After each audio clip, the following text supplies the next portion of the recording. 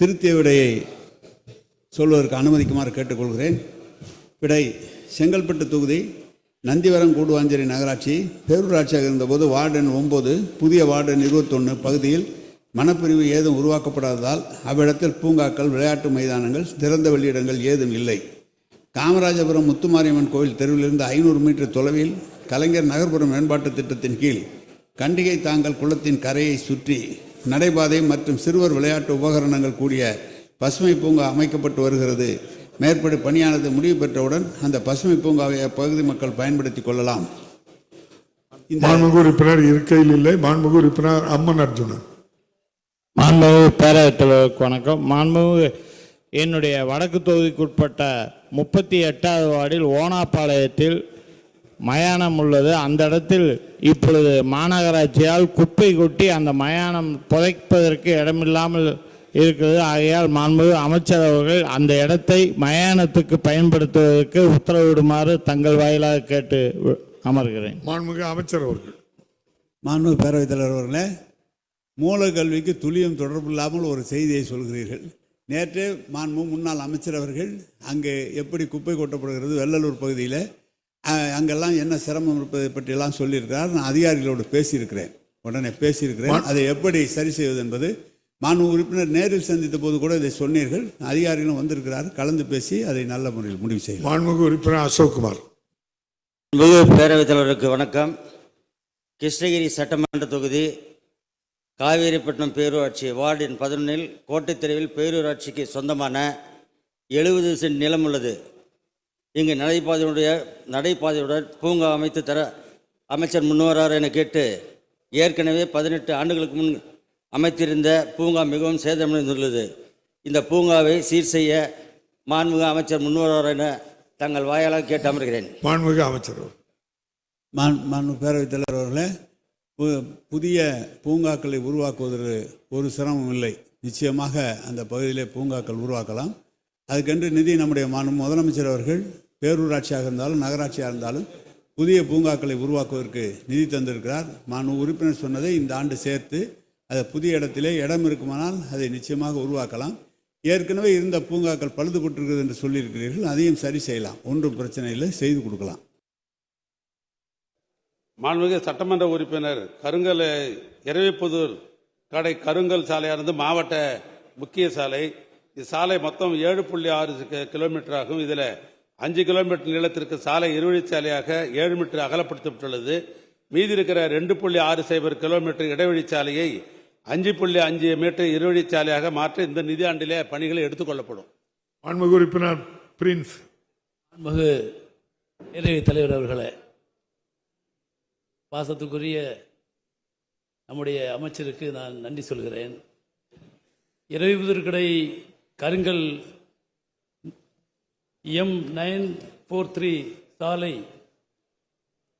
ஒரு வளர்ச்சியடைந்த பகுதியை சார்ந்துள்ளது.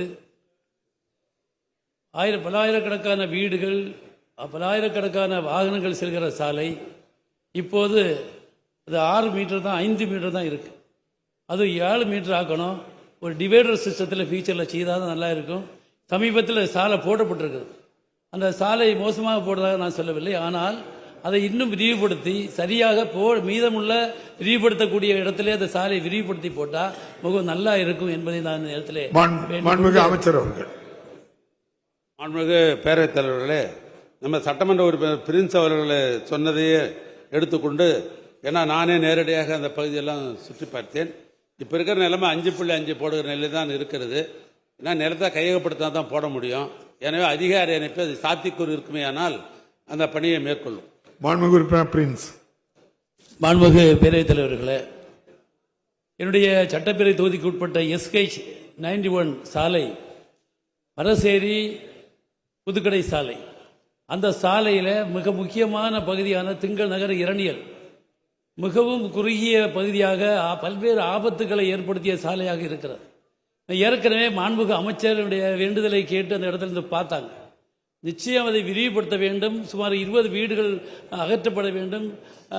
சில பிரச்சனைகள் இருந்தால் கூட அந்த பகுதியில் மிக முக்கியமான தேவை, அதாவது நாகர்கோவிலுக்கு அடுத்த முக்கியமான பகுதி, வியாபார பகுதி, பல்வேறு வகைகளில் மக்கள் பயன்படக்கூடிய நெருக்கமான பகுதி.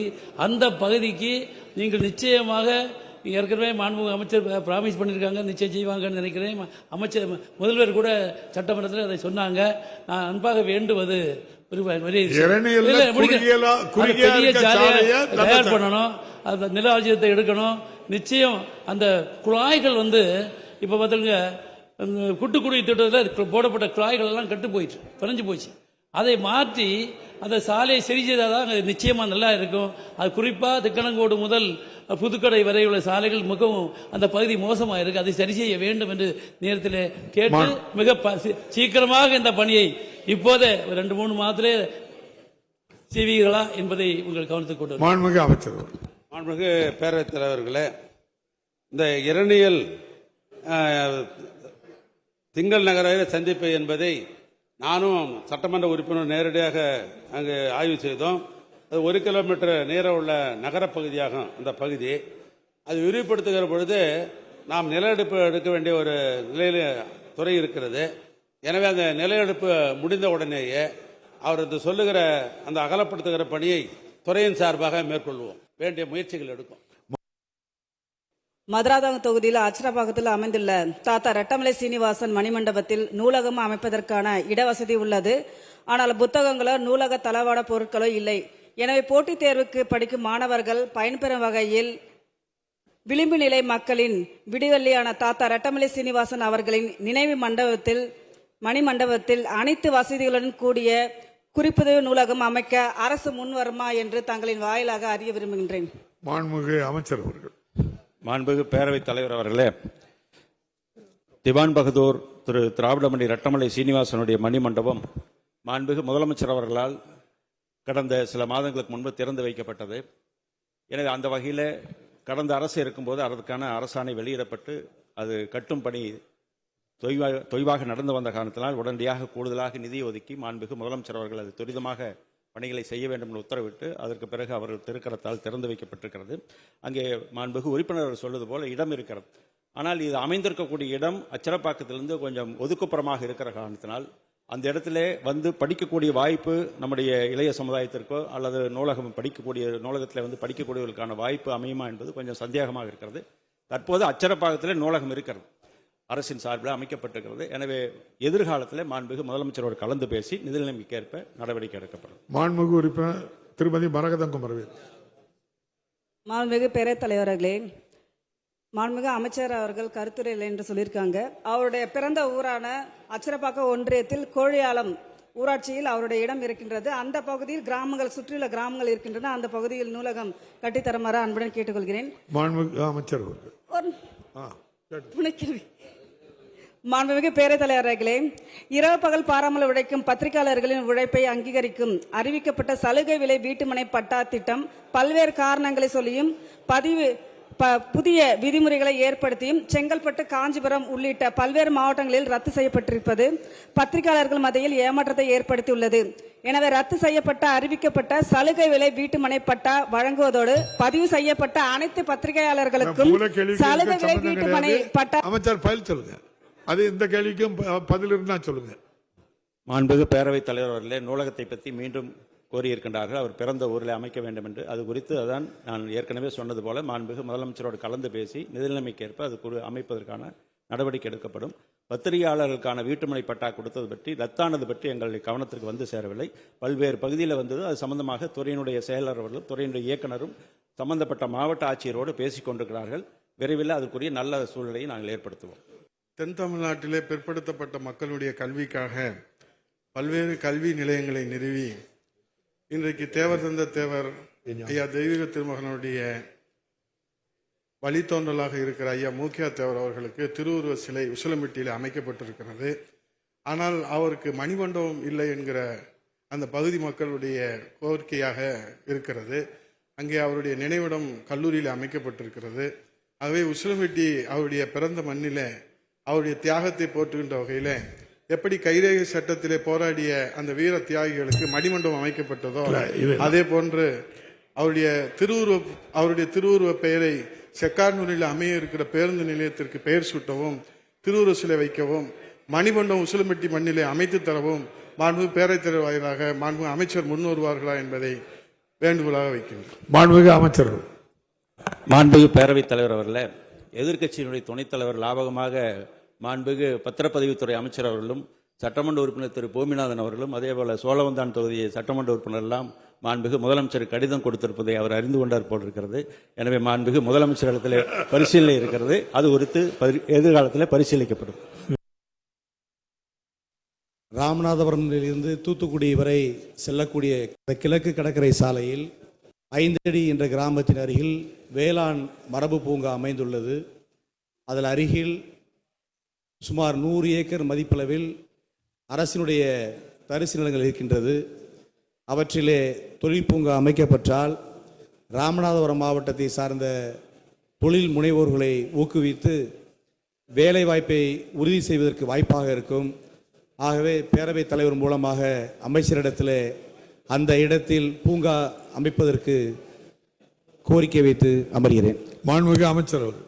மாண்புமிகு திராவிட நாயகன் அவர்கள், மாண்புமிகு பேரவைத் தலைவர் அவர்களே, திராவிட நாயகன் அவர்களின் இந்த ஆட்சியில்தான் அனைத்து மாவட்டங்களுக்கும் தொழில் வளர்ச்சி கிடைக்க வேண்டும் என்ற நோக்கத்துடன் மாண்புமிகு முதலமைச்சர் அவர்கள் செயல்பட்டு வருகிறார். எனவே தான் அங்கே ராமேஸ்வரத்துக்கு ஒரு அற்புதமான புதிய விமான நிலையத்தையும் அறிவித்து இங்கே அமர்ந்திருக்கிறார் மாண்புமிகு திராவிட நாயகன் அவர்கள். தொடர்ந்து இந்த பகுதியில் தொழில் வளர்ச்சி உருவாக்கத்திற்கான அனைத்து வேலைகளும், அதுவும் குறிப்பாக தென் தமிழகத்துக்கு மிகப்பெரிய வளர்ச்சியை கொடுக்க வேண்டும் என்ற நோக்கத்துடன் அரசு செயல்பட்டு வருகிறது. அவர் கூறும் அந்த பகுதிகள் எல்லாம் ஏற்கனவே ஆராய்ந்திருக்கும். மிகவும் சரியான ஒரு இடத்தை தேர்வு செய்து அங்கே சிப்காட் நிறுவுவதற்கான அந்த வேலையை திராவிட நாயகன் அவர்களின் ஆட்சி நிச்சயமாக செய்யும். வக்ஃப் வாரிய சட்ட திருத்தமானது சிறுபான்மை இஸ்லாமிய மக்களை வஞ்சிப்பதாக அமைந்துள்ளதை நாம் கடுமையாக எதிர்க்க வேண்டும். அதற்கான தீர்மானத்தை இம்மாமன்றத்தில் நான் முன்மொழிய இருக்கிறேன் என்பதை முன்னுரையாக தெரிவித்துக் கொள்கிறேன். மாண்புமிகு பேரவைத் தலைவர் அவர்களே, வக்ஃப் சட்டமானது 1954ஆம் ஆண்டு இயற்றப்பட்டது. இச்சட்டத்தில் 1995, 2013 ஆகிய ஆண்டுகளில் திருத்தங்கள் செய்யப்பட்டுள்ளன. இதில் இன்றைய ஒன்றிய பாஜக கூட்டணி அரசு சில திருத்தங்களை கொண்டு வருவதற்கான முன்வரவினை கடந்த 8/8/2024 அன்று நாடாளுமன்றத்தில் தாக்கல் செய்தது. வக்ஃப் நிர்வாகத்தில் அரசின் தலையீட்டை ஆதரிப்பதாகவும் மத உரிமைகளை பாதிப்பதாகவும் ஒன்றிய அரசின் சட்ட திருத்தங்கள் இருந்ததால் அதனை திமுக உள்ளிட்ட பெரும்பாலான கட்சிகள் கடுமையாக எதிர்த்தோம். எதிர்க்கட்சிகள் கடுமையாக எதிர்ப்பு தெரிவித்த நிலையில் நாடாளுமன்ற கூட்டுக்குழு ஆய்வுக்கு இதனை அனுப்பினார்கள். இந்த சட்டத்தை நாம் எதிர்ப்பதற்கு பல்வேறு காரணங்கள் இருக்கிறது. வக்ஃப் சட்டத்தை திருத்துவதன் மூலம் ஏற்படக்கூடிய மோசமான விளைவுகள் சிலவற்றை இம்மாமன்றத்தில் பதிவு செய்ய விரும்புகிறேன். வக்ஃப் சட்டத்தை ஒன்றிய அரசு திருத்த நினைக்கிறது. இதன் மூலம் மத்திய வக்ஃப் கவுன்சில் மற்றும் மாநில வக்ஃப் வாரியங்களின் கட்டமைப்பு மாற்றப்பட்டு அரசாங்கத்தின் கட்டுப்பாடு அதிகரிக்கிறது. இது வக்ஃப் நிறுவனங்களின் சுயாட்சியை பாதிக்கும். வக்ஃப் நிலங்களை நில அளவை செய்யும் அதிகாரம் நில அளவை ஆணையரிடமிருந்து மாவட்ட ஆட்சியருக்கு மாற்றப்பட்டுள்ளது. இதன் மூலமாக வக்ஃப் நிலவரம் குறித்து முடிவு செய்யும் அதிகாரம் வக்ஃப் வாரியத்திடமிருந்து நீக்கப்பட்டுள்ளது. அரசு சொத்து என்று அடையாளம் காணப்பட்ட அல்லது அறிவிக்கப்பட்ட வக்ஃப் சொத்து இந்த சட்டம் தொடங்குவதற்கு முன் அல்லது பின் என்றாலும் வக்ஃப் சொத்தாக கருதப்படாது என்று இந்த சட்டம் கூறுகிறது. இது அரசுக்கு சொத்துக்களை மறுவகைப்படுத்தப்படும் அதிகாரத்தை அளிக்கிறது.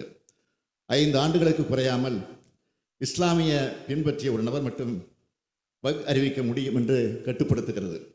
இது முஸ்லீம் அல்லாதவர்களால் உருவாக்கப்பட்ட வக்ஃப்களை செல்லாது என்று ஆக்கலாம் என்ற அச்சத்தை உருவாக்குகிறது. இஸ்லாமிய மக்களில் 2 குறிப்பிட்ட வகுப்பினருக்கு தனி சொத்து வாரியம் உருவாக்க முயற்சி செய்கிறார்கள். மாநில வக்ஃப் வாரிய உறுப்பினர்களுக்கும் தலைவருக்கும் தேர்தல் முறையானது ரத்து செய்யப்பட்டுள்ளது. மாநில வக்ஃப் வாரியங்களில் 2 முஸ்லீம் அல்லாத உறுப்பினர்களை சேர்க்க வேண்டும் என்று இந்த சட்டம் கட்டாயப்படுத்துகிறது. இது முஸ்லிம்களின் மத நிர்வாகத்தில் அரசு தலையிடுவதாகும். வக்ஃப் சொத்துக்களை பதிவு செய்யும் முன் மாவட்ட ஆட்சியை சரிபார்க்க வேண்டும் என்று இந்த சட்டம் கூறுகிறது. இது அரசு இந்த சொத்துக்களை கைப்பற்றுவதற்கான வாய்ப்பை உருவாக்குவதாக முஸ்லிம்கள் அச்சப்படுகிறார்கள். வக்ஃப் சட்டத்தின் பிரிவு 40 நீக்குவது வக்ஃப் வாரியத்தின் சொத்து அடையாள அதிகாரத்தை அகற்றி அதை அரசுக்கு மாற்றுகிறது. இது அரசியலமைப்பின் பிரிவு 26 கீழ் மத சுதந்திரத்தை மீறுவதாகும். ஒர்க் பயனர் ஒர்க் பை யூசர் என்ற பிரிவை நீக்க திட்டமிட்டுள்ளார்கள். நீண்டகால பயன்பாட்டின் அடிப்படையில் ஒர்க் சொத்துக்களை அங்கீகரிக்கும் பாரம்பரியத்தை இது அகற்றுகிறது. இது முஸ்லிம் சமூகத்தின் உணர்வுகளை புண்படுத்துவதாக உள்ளது. லிமிட்டேஷன் ஆக்ட் என்று சொல்லப்படும் காலவரையறை சட்டம் ஒர்க் சொத்துக்களுக்கும் பொருந்தும் என்று சொல்லப்பட்டுள்ளது. அறநிலையங்கள் மற்றும் பொது தொண்டு நிறுவனங்கள் இனி ஒர்க் என கருதப்பட மாட்டாது. இந்த பிரிவுகள் முஸ்லிம் சமூகத்தின் எதிர்ப்புக்கு முக்கிய காரணங்களாக உள்ளன. இதனை ஒன்றிய அரசு கொஞ்சமும் சிந்தித்து பார்க்கவில்லை. இந்த அடிப்படையில் ஒர்க் நிர்வாகத்தில் அரசின் தலையீட்டை அதிகரிப்பதாக ஒன்றிய அரசின் சட்ட திருத்தம் அமைந்துள்ளது. இது சிறுபான்மை இஸ்லாமிய மக்களின் மத உரிமைகளை பாதிப்பதாகவும் இருக்கிறது. இதனை நாடாளுமன்ற கூட்டுக்குழுவிடம் 30/9/2024 அன்று தமிழ்நாடு அரசு தெளிவாக சொல்லியிருக்கிறது. நாடாளுமன்ற கூட்டுக்குழுவில் இடம்பெற்றிருக்கக்கூடிய திமுக உறுப்பினர்களான முன்னாள் அமைச்சரும் நீலகிரி நாடாளுமன்ற உறுப்பினருமான ராசா அவர்களும் மாநிலங்களவை உறுப்பினர் அப்துல்லா அவர்களும் கடுமையாக தங்கள் கருத்தை பதிவு செய்திருக்கிறார்கள். திமுக மட்டுமில்லாமல் இந்தியாவில் உள்ள முக்கிய கட்சிகளும் எதிர்ப்பை பதிவு செய்திருக்கிறார்கள். ஆனால் எதிர்க்கட்சி உறுப்பினர் திருத்தங்களை நாடாளுமன்ற கூட்டுக்குழு நிராகரித்திருக்கிறது. நாடாளுமன்ற கூட்டுக்குழு முடிவுகளுக்கு ஒன்றிய அமைச்சரவை ஒப்புதலும் வழங்கிவிட்டது.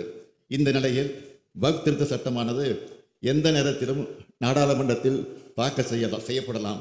இஸ்லாமிய மக்களை வஞ்சிக்கும் சட்டத்திற்கு எதிரான நமது எதிர்ப்பை பதிவு செய்ய வேண்டியது அவசியம் என்று நான் கருதுகிறேன்.